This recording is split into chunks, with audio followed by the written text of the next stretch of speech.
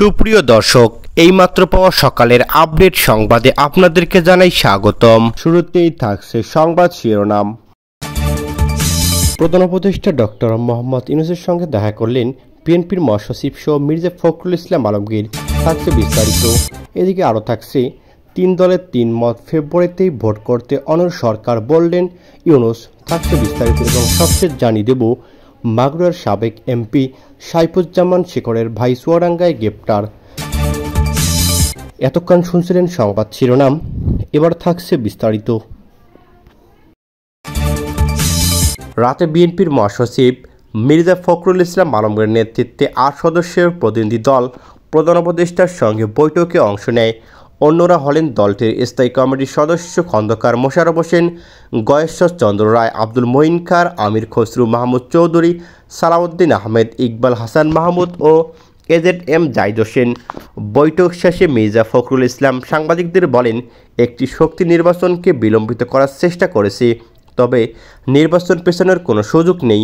আগামী ফেব্রুয়ারিতেই ত্রয়োদশ জাতীয় সংসদ নির্বাচন হবে, এ বিষয়ে প্রধান উপদেষ্টাও একমত।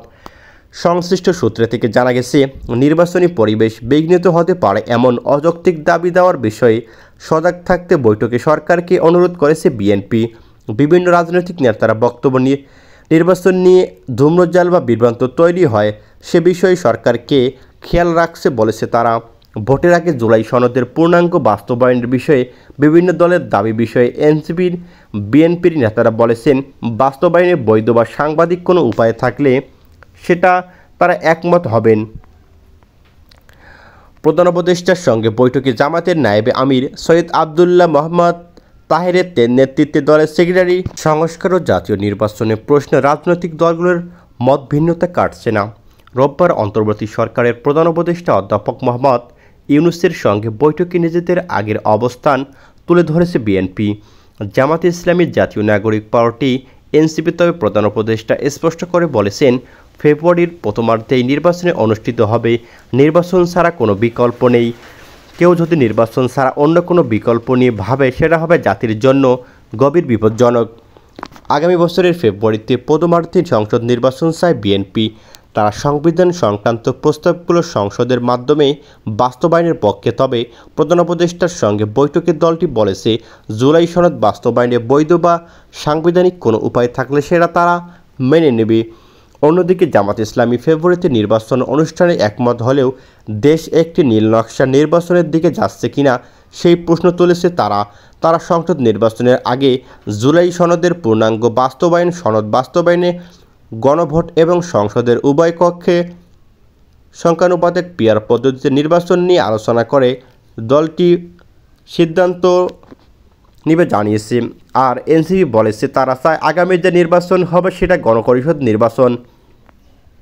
জুলাই সনদের বাস্তবায়ন পদ্ধতি নিয়ে রাজনৈতিক দলগুলোর মধ্যে চলমান মত ভিন্নতার মধ্যে সম্প্রতি উত্তপ্ত হয়ে উঠেছে দেশের রাজনৈতিক পরিস্থিতি। এমন পরিস্থিতিতে প্রধান উপদেষ্টা অধ্যাপক মোহাম্মদ ইউনূস তার সরকারি বাসভবন যমুনায় রোববার এই 3টি দলের সঙ্গে আলাদা বৈঠক করেন। সেখানে মূল আলোচনার বিষয় হয়ে দাঁড়ায় সংস্কার প্রস্তাব তথা জুলাই সনদের বাস্তবায়ন এবং জাতীয় নির্বাচন। বৈঠক সংশ্লিষ্ট একাধিক সূত্র থেকে জানা গিয়েছে, গণ অধিকার পরিষদের সভাপতি নুরুল হককে আইনশৃঙ্খলা রক্ষাকারী বাহিনীর লাঠিপিটাই ঘটনা এবং জাতীয় পার্টির বিষয়ে আলোচনা আসে। নুরুল হকের উপর হামলার বিষয়ে বৈঠকে 3টি দলের প্রধান উপদেষ্টা বলেছেন, এটি অন্তত গৌরহত্য কাজ হয়েছে। তারা এই ঘটনার সুষ্ঠু তদন্ত ও ব্যবস্থা নেওয়ার দাবি জানিয়েছে। বৈঠকে জামাত ও এনসিপি আওয়ামী লীগের মতো জাতীয় পার্টির বিরুদ্ধে ব্যবস্থা নিতে হবে বলেছেন। এ বিষয়ে বিএনপির সঙ্গে বৈঠকে কোনো আলোচনা হয়নি বলে দলটি পরে সাংবাদিকদের জানিয়েছে। অবশ্যই জাতীয় পার্টির বিরুদ্ধে ব্যবস্থা নেওয়ার বিষয়ে সরকারের পক্ষ থেকে কিছু বলা হয়নি। বিষয়টি জামাত ও এনসিপির নিজ থেকে তুলেছে। এ বিষয়ে পর প্রধান উপদেষ্টার প্রেস সচিব সাংবাদিকদের জানান, বৈঠকে জাতীয় পার্টি নিয়ে আলোচনা হয়েছে।